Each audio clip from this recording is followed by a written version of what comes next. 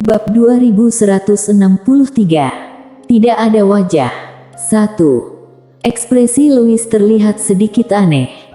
Orang ini kemari untuk berlagak hebat. Pada saat ini, Mile tiba-tiba berkata, "Saudara Louis, bisa tidak kamu beritahu aku tentang kota 10.000 domain?" Louis mengangguk dengan cepat, "Tentu saja. Kota 10.000 domain dibagi menjadi 3 kubu. Yang pertama adalah kerajaan Shinto aku, yang kedua adalah tanah Savage, dan yang ketiga adalah gerbang suci jurang langit." Mile sedikit mengernyit, "Tanah Savage, gerbang suci jurang langit." Louis mengangguk, "Tanah Savage adalah musuh bebuyutan kerajaan Shinto aku.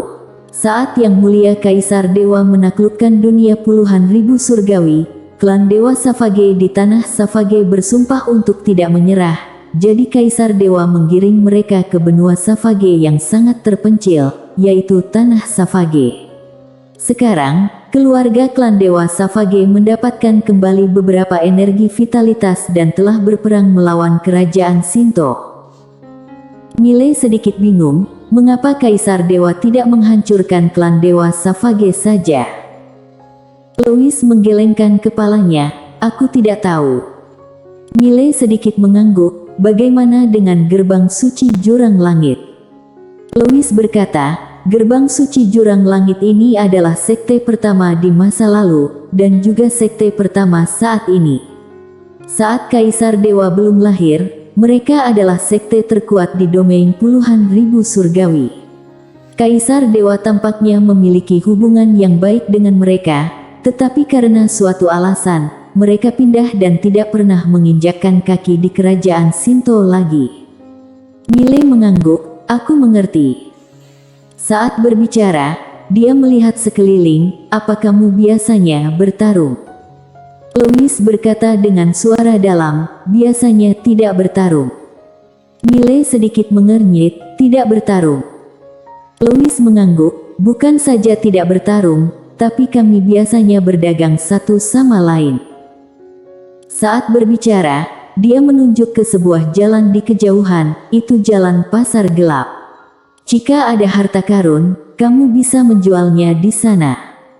Mile melirik ke jalan di kejauhan, ada beberapa orang yang mendirikan kios di jalan. Louis berkata, "Itu adalah satu-satunya tempat yang benar-benar aman di kota ini, karena tidak ada yang berani melakukan apapun di sana, dan dilindungi oleh bos dari 3 pihak. Tentu saja, jika ingin masuk untuk menjual barang, apapun yang dijual, harus menyerahkan 10% kepada bos dari ketiga pihak."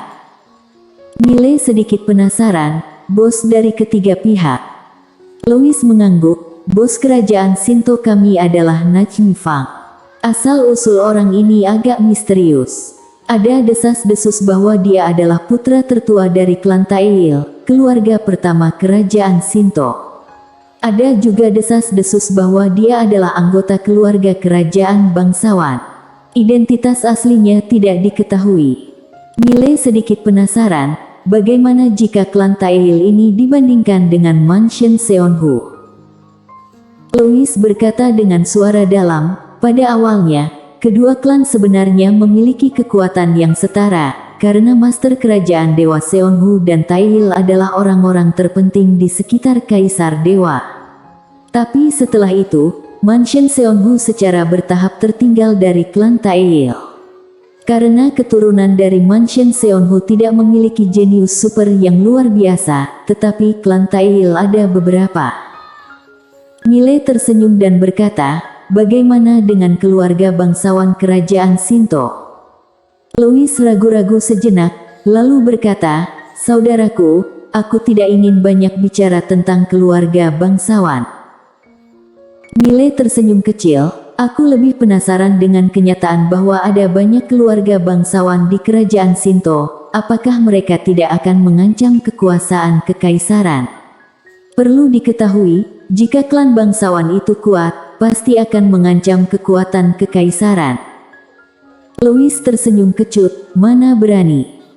Mile sedikit penasaran, "Kenapa tidak berani?"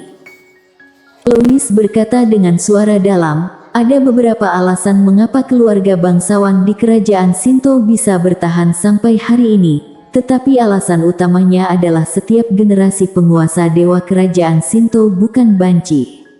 Apalagi Kaisar Dewa ada perintah saat itu, tahta kerajaan Shinto diwariskan kepada yang berbudi luhur tapi tidak dalam jangka waktu lama. Asalkan ada kekuatan, meskipun wanita, juga bisa jadi raja kerajaan Shinto. Mile sedikit mengernyit, jika seorang wanita menjadi raja, bukankah itu berarti kerajaan Shinto ini dapat menjadi milik orang lain? Louis tersenyum dan berkata, keturunan seorang wanita juga dapat mewarisi tahta, tetapi mereka harus memiliki garis darah langsung dari klan Shinto. Lebih tepatnya, garis darah Shinto keturunan wanita sejak lahir akan menelan garis darah lain di dalam tubuhnya. Apalagi wanita itu adalah raja, keturunannya harus lahir dengan marga Shinto. Mile berkata dengan lembut, ternyata begitu. Louis berkata lagi, selain itu, klan Shinto juga memiliki tentara Shinto yang sangat menakutkan yang ditinggalkan oleh Kaisar Dewa saat itu. Raja Dewa tidak pernah terkalahkan di domain puluhan ribu surgawi. Bahkan kavaleri Savage terkuat sekalipun dari klan Dewa Savage dikalahkan oleh tentara Shinto. Mendengar ini, Mile sedikit penasaran, bisa tidak token Kaisar Dewanya memobilisasi tentara Shinto? Dia merasa sedikit tergantung. Louis melanjutkan, bos dari tanah Savage ini disebut Tiamo, orang ini bukan dari klan Dewa Savage, tetapi statusnya di klan Dewa Savage luar biasa, bahkan beberapa keturunan langsung dari klan Dewa Savage bersedia menuruti perintahnya. Mile bertanya, bagaimana dengan gerbang suci jurang langit? Louis berkata, putri suci jurang langit, namanya tidak tahu, wanita yang sangat misterius dan jarang muncul. Mile sedikit penasaran, jika tidak bertarung, apa gunanya tempat ini? Louis menunjuk ke kejauhan, di belakang kota jurang langit, ada pegunungan, di dalam pegunungan ada peninggalan dari generasi yang tidak diketahui, dan peninggalan itu adalah tujuan sebenarnya dari setiap orang yang datang ke sini. Tidak, sekarang tidak ada lagi yang memasuki kedalamannya, karena S2 ruang waktu tingkat ke-10. Mile tersenyum dan berkata, kerajaan Shinto tidak menelan sendiri. Bersambung.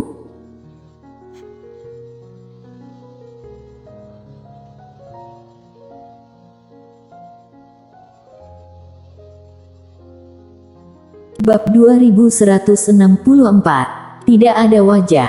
2. Louis menggelengkan kepalanya, ingin menelannya sendiri, tetapi pada akhirnya berkompromi. Karena jika kerajaan Shinto ingin menelan sendirian, gerbang suci jurang langit dan tanah Savage akan bersatu. Ini bukan sesuatu yang ingin dilihat oleh kerajaan Shinto, karena gerbang suci jurang langit selalu netral. Mile bertanya sambil tersenyum, bukankah kerajaan Shinto pernah berpikir untuk membujuk gerbang suci jurang langit untuk menangani tanah Savage? Louis tersenyum kecut, aku tidak tahu itu. Mile tersenyum, Saudara Louis, pamit di sini saja. Setelah selesai berbicara, dia berjalan menuju kejauhan. Louis ragu-ragu sejenak, lalu bertanya, Saudara Ye, mau kemana? Mile tidak menjawab, menghilang ke kejauhan tanpa melihat ke belakang. Louis melirik Mile di ujung kejauhan, dan berkata dengan lembut, benar-benar aneh. Mile langsung meninggalkan kota puluhan ribu domain, dia datang ke pegunungan. Tujuannya juga reruntuhan itu. Dia tidak terlalu tertarik dengan harta karun di reruntuhan, karena dia memiliki menara kecil dan pedang biru gaib, jadi dia tidak menyukai harta karun lainnya.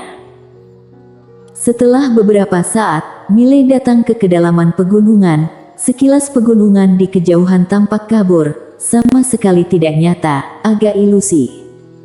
Agak tidak sederhana. Setelah hening sejenak, Mile terus bergerak maju. Saat sampai di bagian terdalam pegunungan, Mile mengerutkan kening karena dia menemukan bahwa ruang waktu di sini sedikit berbeda. Ruang waktu telah berubah. Tempat dia sekarang sudah menjadi ruang waktu tingkat ke-8, tetapi tidak ada yang berubah. Ada apa ini? Mile mengerutkan kening, tempat ini tidak sederhana. Setelah beberapa saat, Mile melihat-lihat dan melanjutkan. Saat dia menyeberangi sungai kecil, dia berhenti karena dia menemukan bahwa dia telah memasuki ruang waktu tingkat ke-9 saat ini. Ruang waktu tingkat ke-9. Mile mengerutkan kening, tempat ini sangat aneh, semakin jauh pergi, semakin kuat ruang waktu. Setelah hening sejenak, Mile terus bergerak maju. Setelah memasuki ruang waktu tingkat ke-9, Mile diam-diam menjadi waspada. Meskipun tidak ada perubahan di sekelilingnya, tapi dia tidak berani ceroboh, dia terus bergerak maju. Setelah beberapa saat, dia sampai di sebuah lembah. Setelah memasuki lembah, wajahnya berangsur-angsur menjadi serius, karena dia menemukan bahwa tekanan ruang waktu di lembah semakin kuat. Dia saat ini tidak memiliki pedang biru gaib yang dapat mengabaikan tekanan ruang waktu. Jadi, dia harus berhati-hati. Tepat pada saat ini, Mile berhenti di jalurnya. Seorang pria duduk tidak jauh di depannya. Pria itu menundukkan kepalanya dan benar-benar tidak ada aura. Tampak jelas sudah meninggal. Mile berjalan ke arah pria itu. Pria itu masih memegang cincin penyimpanan di tangannya, ada tombak panjang di tanah. Tombak panjang itu berwarna putih bersih. Mile melirik pria itu, dalam hati penasaran bagaimana pria ini mati. Tepat pada saat ini, langkah kaki terdengar dari samping. Mile berbalik untuk melihat, dan tidak jauh, seorang wanita berjalan perlahan. Wanita itu mengenakan gaun ungu tua dan cadar di wajahnya, jadi tidak bisa melihat penampilan aslinya, tapi postur tubuhnya sangat bagus. Wanita itu memandang Mile, "Siapa kamu?" Mile menangkupkan tinjunya, "Mile Ye." Wanita itu sedikit mengernyit, "Mile Ye." Mile mengangguk. Wanita itu menggelengkan kepalanya, "Aku belum pernah mendengarnya." Mile tersenyum dan berkata, "Siapa Nona?" Wanita itu memandang Mile dan tidak berbicara. Mile mengangkat bahu, lalu berjalan ke kejauhan. Pada saat ini, wanita itu berkata, "Jika terus jalan ke depan, kamu akan mati." Mile melihat ke kejauhan, ada dua gunung besar di kejauhan, ada celah di antara pegunungan, di bawah celah itu ada jalan setapak, sangat kecil, hanya bisa dilewati satu orang. Mile menoleh melihat wanita itu, dan bertanya, "Ada apa di depan?" Wanita itu berkata, "Gerbang reruntuhan." Mile bertanya lagi, "Nona, apakah kamu tahu reruntuhan di dalamnya itu reruntuhan apa?" Wanita itu memandang Mile dan tidak mengatakan apa-apa. Mile berkedip, "Apa aku tampan?" Wanita itu sedikit terkejut, bahasa apa ini? Mile tersenyum dan berkata, "Nona, jika tebakanku benar, kamu harusnya putri suci jurang langit yang misterius itu, kan?" Wanita itu sedikit mengangguk, "Ya." Mile tersenyum dan berkata, "Namaku Mile, apa namamu?" Putri suci jurang langit berhenti bicara lagi. Mile menggelengkan kepalanya, berbalik dan pergi. Putri suci jurang langit berkata lagi, "Kamu akan mati." Mile tidak melihat ke belakang, "Bukan urusanmu." Setelah berbicara, dia berjalan cepat menuju jalan setapak. "Kamu sangat arogan. Aku lebih arogan darimu." Mendengar apa yang dikatakan Mile, Putri suci jurang langit mengerutkan kening, sangat kasar. Di kejauhan, Mile sudah berjalan ke jalan kecil. Saat dia hendak melangkah ke jalan kecil, ekspresinya tiba-tiba berubah, karena dia menemukan bahwa ruang waktu di hadapannya bukan lagi ruang waktu tingkat ke-9. Ruang waktu tingkat ke-10. Ruang waktu di depannya sudah menjadi ruang waktu tingkat ke-10, dan tekanan ruang waktu di dalamnya tidak lagi dapat dia tanggung saat ini. Benar seperti perkataan Putri Suci Jurang Langit itu, benar-benar akan mati. Tapi bukankah memalukan jika kembali sekarang? Apalagi malu di depan wanita. Miley berpikir sejenak, lalu berbalik dan pergi. Oh sial. Lagi pula aku tidak punya ada wajah lagi, bagaimana bisa malu? Bersambung.